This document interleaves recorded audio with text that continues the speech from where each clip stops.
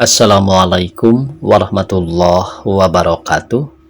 Pemirsa subscriber YouTube Mang Cecep Goro Bacep anu satiasa tuhu manco di mana wae ayana. Dina dangat ayana urang neraskeun hanca carepon tina majalah Mangle tahun 1864 nomor 75. Carpon anu baris kapidangkeun dina dangat ayeuna judulna nyaeta Maut Nyere Kacongona. Ye yasana Nyonya RH Khadijah Maktum. Sumangga supados teu nyangkolong teuing kana waktos wilujeng ngadangukeun.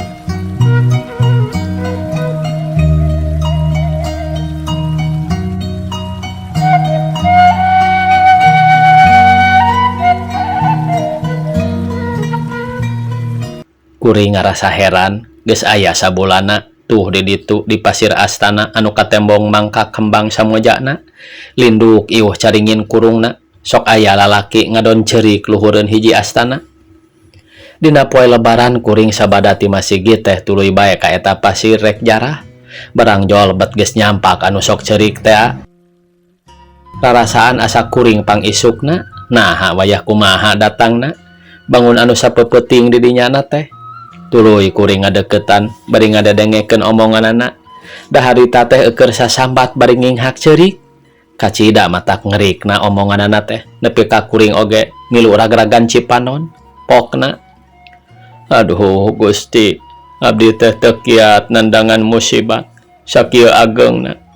Abdi teh hiji jalma anu kalintang celakana kalintang dorakana ku Gusti dipasihan hirup nu sampurna tapi ku abdi teh digaplahkeun malah dianggo maksiat rezeki paparin Gusti ku abdi teh dianggo ngalawan ka Gusti dianggo nyangsara makhluk Gusti. Jalma nu asih ka abdi ku abdi dipulang sengit duge ka ieu jalma suci teh jadi wadal tina kajahatan abdi. Mugi-mugi ku Gusti ieu jalma nu mulia hate teh dipaparin rahmat anu sampurna diluhurkeun darajat akhiratna peperiheun keur hirupna ku abdi ngan disangsara bae dugi kapuput ajalna lantaran kajahatan abdi. Nana yungyunan engkang nana nepi ka kieu teh lantaran dosa engkang kabeh nasehat nana teh taya salahna ngan wungkul engkang bae anu cilaka.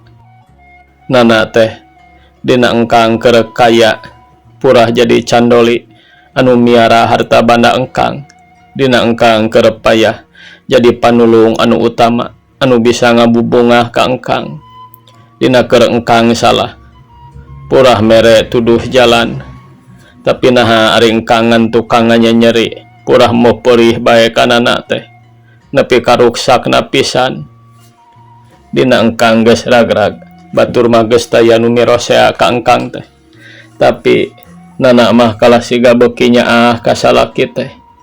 Dina hate nana mah Ahmad Beunghar jeung Ahmad tanpa daksa teh siga taya bedana.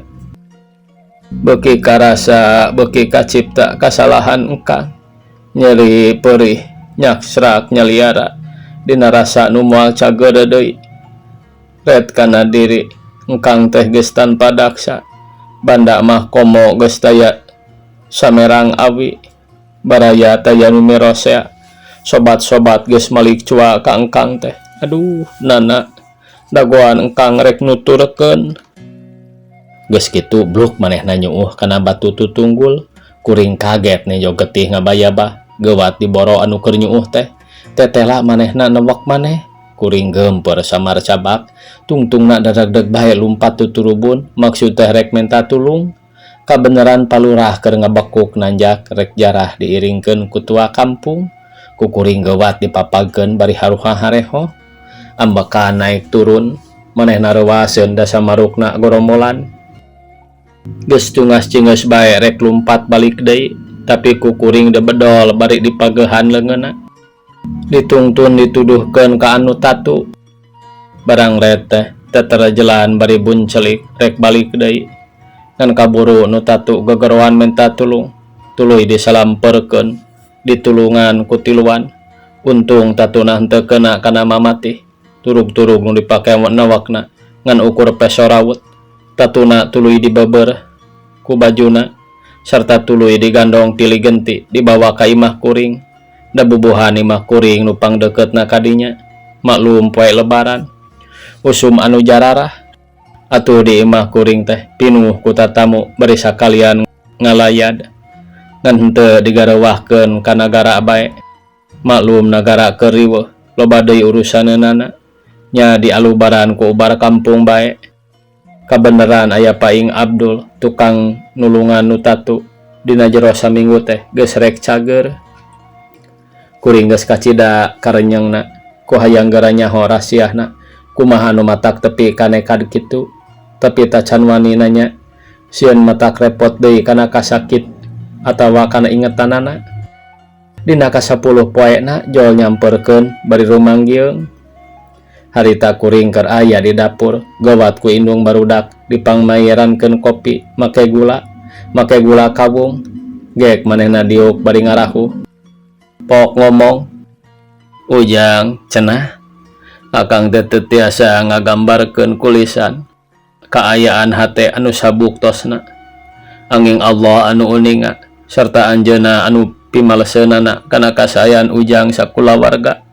Upami taya pitulung Ujang dina syariatna akang teh tangtu langkung cilaka tur bakal tetep cilakana dunya akhirat. Akang teh waktu harita estu keur karanjingan iblis bawaning ku teu kiat nahan musibat. Tepi kanekad luas kana pati saena aya pitulung diri akang ditang tayungan keneh tedugi kabahla pisan. Ayeuna akang geus cager parantos kiat lempang. Doakeun bae ku Ujang akang rek amit mundur bade neraskeun deui lalakon hirup sarta akang bade janji ka Nu Maha Suci bade ngalebur dosa bade nebus kasalahan. Umur akang anu sakarina teh bade dianggo taat ka Gusti Nu Maha Suci, malah mandar diijabah bari nunggu-nunggu ajal nu pasti. Ngan tepi kalabah dinya nyaritana segruk bae ceurik. Kuring kacida ngahelasna hate maningala kata iwatir jeung ras ingat ka diri sorangan. Ceuk kuring, "Kang, ulah aya mana hoyong incah balilahan deui. Sing raos-raos bae tetep di dieu entong ka mana-mana. Apan akang henteu jagjag ari kersa lumayanan mah anggur urang diajar tani da kuring oge ngumbara di dieu teh. Urang silih titipkeun diri bae da kuring ge teu gaduh dulur. Ayeuna mah ulah kapalang ari akang bade ngalebur tapak mah mending di dieu ameh caket ka pajaratan aceuk."